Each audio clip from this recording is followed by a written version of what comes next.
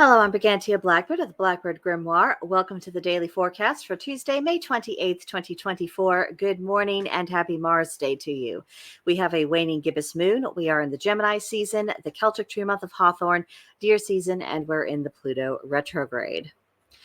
So for our astrology, the sun is in Gemini, mutable air, representing communication. The moon is third quarter Aquarius, fixed air, representing stubbornness.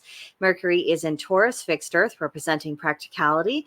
Venus is in Gemini, mutable air, representing the spendthrift. Mars is in Aries, cardinal fire, representing initiative. Jupiter is in Gemini, mutable air, representing questing. Saturn is in Pisces, mutable water, representing nostalgia.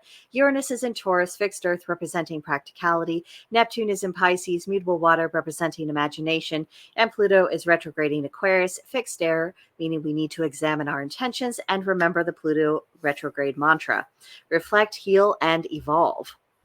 For the waning gibbous moon, again, release, banish, and journal. Those are your watchwords. For the Aquarius moon, do socialize, do group projects, do seek wisdom. Don't get too personal, don't be predictable, and don't be too idealistic. And on this day of Mars, it's all about the air and the fire today. We have Mars in Aries that's leading the way, and it's being fueled by our Gemini sun and our Aquarian moon. Now, the element of air is the realm of thought, and the element of fire is the fuel to turn that thought into practical reality. So full speed ahead on all of your projects today. The energy conditions are just right for it. For our tarot card, we have the Three of Cups, representing celebration, community, and friendship. And I think the illustration on the card projects that very well. It's all about coming together in common cause, for common purpose, and just for common enjoyment. We are a bit too regimented. We're atomized. If we're coming together for people, it's usually for a purpose or a work, and there's an agenda, and there's this, and there's that. And I'm like, my gods, no wonder people have so much anxiety. When do we ever just come together to relax, just to enjoy each other's company, just for the pleasure of sharing a cup of tea, or we're grilling hot dogs tonight, do you want to come over, things like that.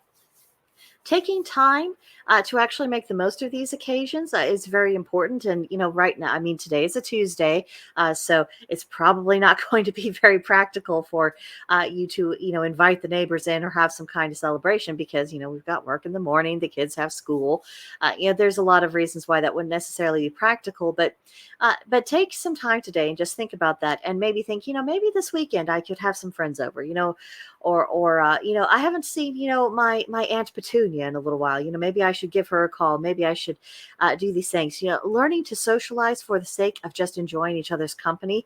I think we all kind of need it right now. So, let this particular card encourage you. See where you might be able to do this in your own life.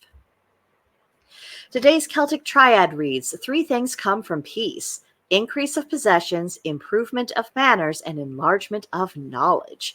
So when it comes to possessions, a person who is at peace with themselves and their role in the universe and what they're supposed to be doing, they are much more likely to be working towards goals that have long-term benefits.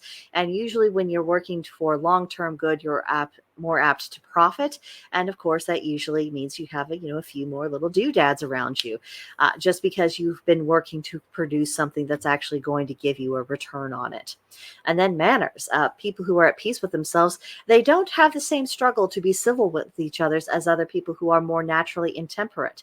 So one of the manifestations of personal peace is that you are being polite to each other. You are being cordial to each other. And it's not in this affected kind of manner. The people who go around being polite and it comes across as so passive aggressive.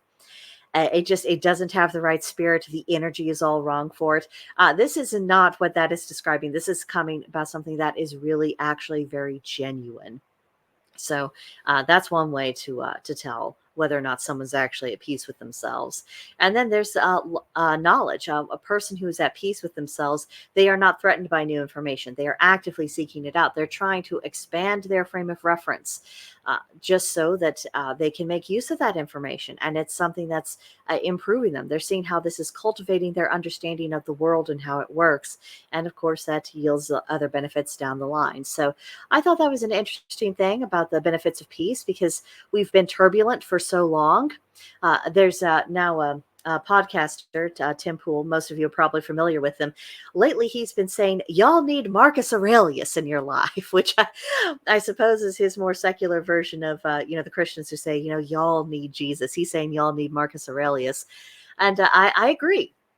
We all do need more Marcus Aurelius, a little bit more stoicism in our lives, because we have been emotionally unhinged for so long, not emotionally processing, not emotionally, healthy in any way, just emotionally unhinged. And we do need that little bit of that inner peace. And philosophers from the Stoic school, and in particular Marcus Aurelius, they have a great deal to teach us about that and how we can actively cultivate that peace within ourselves. So then, we can have some of the benefits as described in this triad. Now, isn't it wonderful how we can look to different pagan traditions, but we can see this kind of common values and say, if we do these things, we have better results. We have a lot of teachers in this, so don't feel like you can only look at the source material for the pantheon you most often work with, because we can learn from our sister paths as well. Now, today's magical intention is purification. The color for that is white. The plant is the white violet. The animal is the frog, and the crystal is salt. Now, to purify something is to remove its blemishes, and that can include the blemishes of our own energy. In fact, more often than not, if we're out of sorts with the world, it's probably not necessarily the world's fault. It's probably us. We're not responding. We're not reacting. We are not choosing to meet it in a particularly mature fashion. So a lot of our purification work, it should probably focus upon, that person we look at in the mirror and saying, okay, that the way I acted wasn't probably the best thing. So I need to work on that. I need to remove this blemish as far as what I'm able to, in order to have a more sensible relationship between myself and the rest of the world. So for today's practice, honor a deity associated with rulership, get to work on your own goals, use the waning moon to banish obstacles, carry a piece of obsidian with you for protection, and read a passage from The Art of War. And today's journal prompt is, what do you think makes a marriage successful? Not what the people you listen to think, not what you were raised to think. What do you actually believe constitutes a successful marriage? Go into as much detail as you can. I think it'll be quite insightful for you. And that does it for today. Come back tomorrow for the next edition of the Daily Forecast. In the meantime, let me know what you thought of all of this in the comments section below, or email me at brigantiablackbird@protonmail.com, and we can chat there. But that'll do it for now, and I'll see you guys next time. Bye.